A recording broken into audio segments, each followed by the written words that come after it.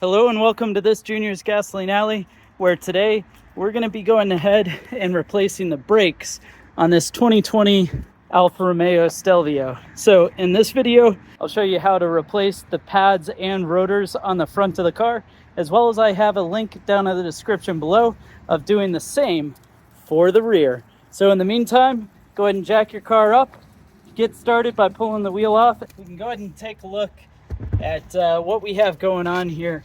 Now, the reason I'm doing these brakes is the car was displaying a brake pad service warning, and in fact, if you take a look inside, you can see that the pads themselves are definitely beginning to look quite a bit low. The rotor itself on the outside looks okay, but interestingly on the inside, I'm not sure if there's enough light to really see that, but it's quite grooved. And so thus, we're going to need to be replacing both the pads in the caliper and the rotor. And so to begin doing so, effectively, I need to just start by taking off the wiring that's going to the pad. So this itself, we've got a wire, that's the lead for the pad sensor. And we should be able to wiggle this right off and get it pulled out. So that it's not going to be in the way of the caliper. Now then we've got these Torx bolts to take care of, but before you do any of that, you'll notice that the brake line to the caliper is fixed, or rather a hard line. It's not a hose like some, and that's being mounted via this little mount that's right behind the hub carrier. And so for that, we've got these two 10mm nuts to take off, and that should allow the flexibility of the brake line. So we'll take these guys off. The other one down here. There we are. After I've done that, you can now see that the brake line is now free. So when we go ahead and start pulling this brake caliper off, I'm going to be able to do so. And these two bolts that are holding the caliper on, well, that's being done via a T55. So let's go ahead and take a little socket here, see if we can't pull this puppy off.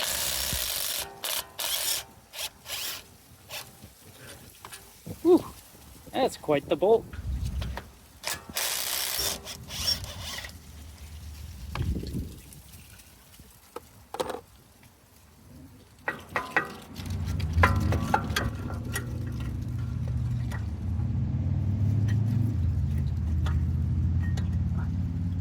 So I'm going to put this to the side. We do need to support the caliper so it doesn't go flying or get lost. So I tend to like to use a handy coat hanger. Pop this puppy together.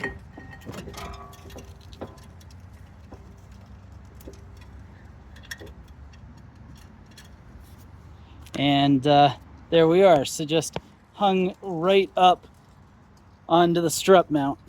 And now to pull the rotor off, we've got this locating pin that helps make it easier to get the wheel onto this flat surface, but also it holds the caliper hat onto the hub. So we'll go ahead and pull that off. It's just, I believe this is, 5mm. So lefty loosey. And that's our locator bolt. That's gonna pull off. And now we should be able to get our rotor to come off. I bet this is going to take a little bit of persuasion. There we go. A couple of hits of persuasion and off the rotor comes. Now, you know how at the beginning I was saying the inside of the rotor was pretty well grooved? Man, take a look at that. Is that bad? Yeah. That is why we're going and cleaning this up. Speaking of cleaning up, it's going to be important to go ahead and clean up this hub as well. Want that to be nice and rust free before we put a fresh rotor on. Much better. Now, because I live in New England and this car is subject to salt and whatnot during the winter, it is time to go ahead and put on a fully coated rotor. So that way it's going to last a bit better than the original one did. So for that, forget the brand that I went with. Well, there you go. I'll have them linked down below. But basically I wanted to do that plus these dynamic friction Euro 5000 ceramic brake pads, which I've used that brake pad on other cars in the past and been super happy with it. So that plus these should make for a nice setup. Luckily, putting this back together is quite simple. Go ahead and take our locating bolt, put ever so slight amount of some blue Loctite on there. We don't want it coming undone, but it doesn't really carry much load. So not a whole lot needed. Basically just get that lined up.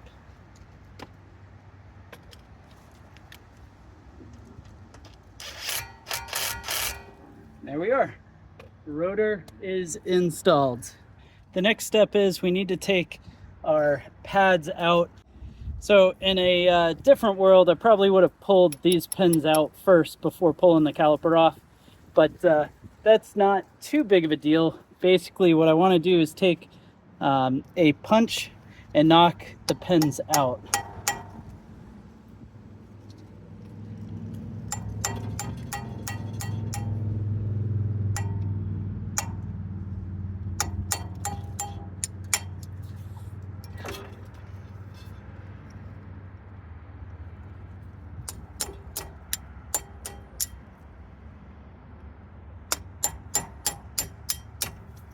And it's important, because I didn't mention it before, that your punch is smaller than the hole, so that way it can go all the way through.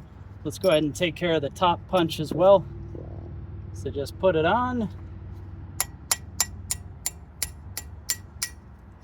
All right, and out we're gonna come. Now these we can put aside, or if you're like me, I always appreciate replacing with new hardware. So we've got brand new hardware from Dynamic Friction as well. That's a fair bit of corrosion on that. We'll start pulling the brake pads off.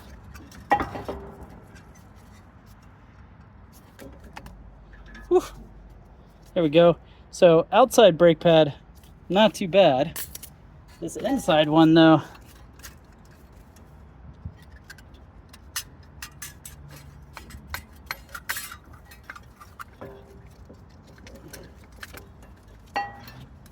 we also have that wire to take care of.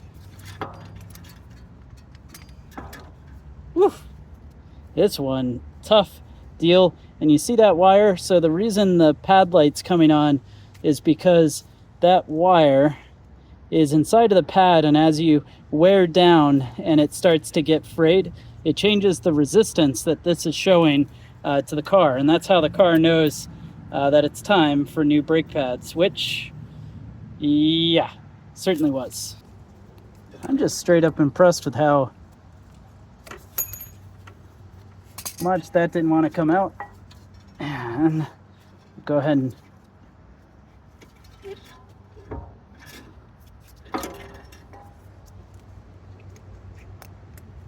there we go.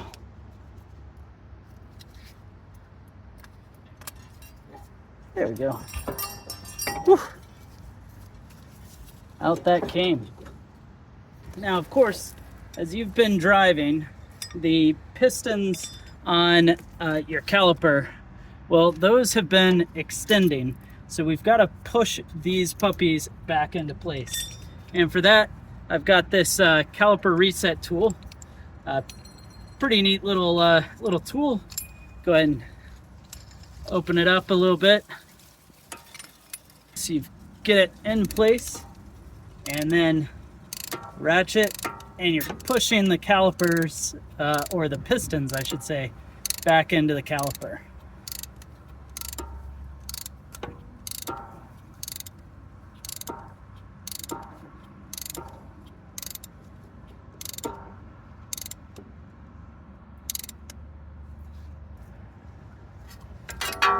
out the tool goes. Super, super handy.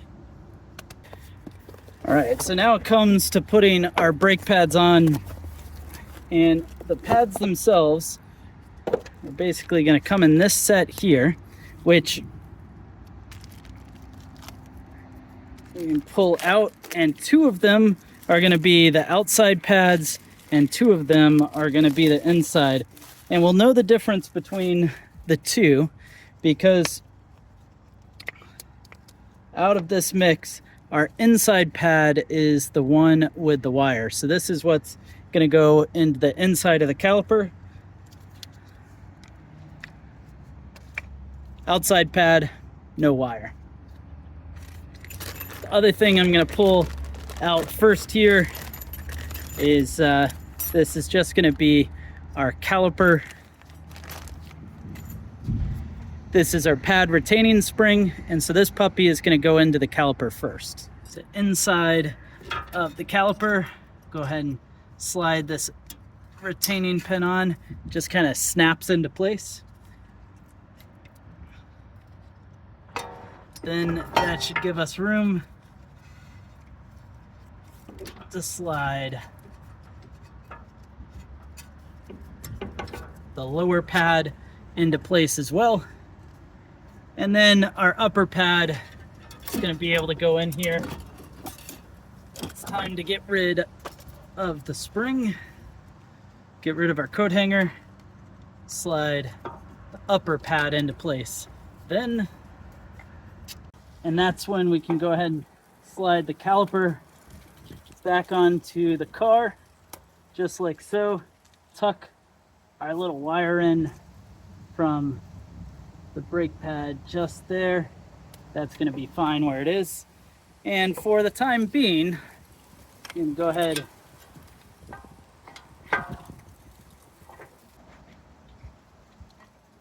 slide the bolt back in. Now the reason I'm doing that for the time being is just like the other one, we're going to put a little bit of blue Loctite onto the bolts. So just take that blue Loctite. We don't want this coming undone. Get it moved into place. And take the NVH bolts. There we go. Pull the other one off. This needs just a touch as well.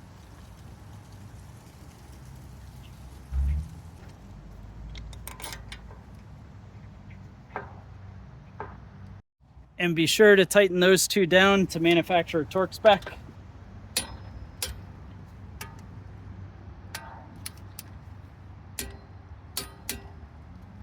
Lastly, now it's time to move into place to setting the pins back up for our brake pads. Now, what that pin does, if you see inside of here, there's almost like a hook. Actually, you can see through the hole. You see how the hole's getting obscured, and then it opens back up. That's ensuring that the brake pad is set into the caliper enough and that it can't slide out of place. You see how this has some spring? That's what that pad spring is that we mounted inside of the caliper and just kind of clipped right on to the brace. So to do so with these, they do slide in from the back, but we'll go ahead and start sliding that in and just make sure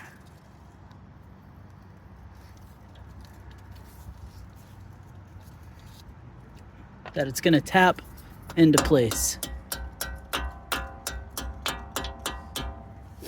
Perfect. And last thing to mention as you tap this into place, it's going to get to a point where it kind of snaps right in. Just a little bit of it pops out to the back here. That's how you know you've got it in all the way.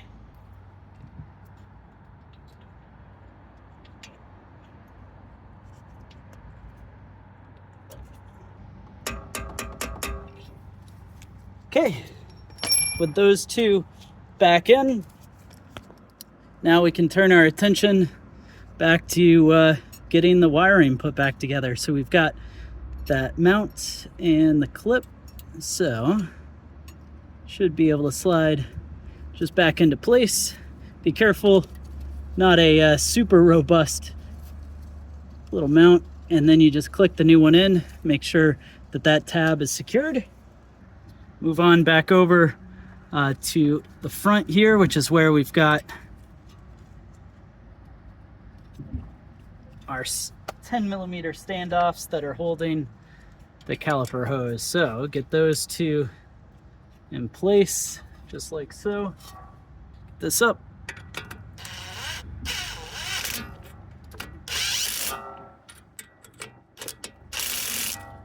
Perfect. And those locked into place. Everything's back together. Now at this point, I always like to go back through with a torque wrench, check our bolts, look over everything. And so in this case, our pads are in nicely. They're ridden onto these two pins, which we checked are both punched in. Pad sensors tightened. Both of the bolts for the holder for the hose and whatnot. And the rotor is on. So give the rotor a quick clean. And so with us all safety checked, go ahead and clean that rotor with a little bit of brake degreaser, put the wheel back on, and jump over to the other corner.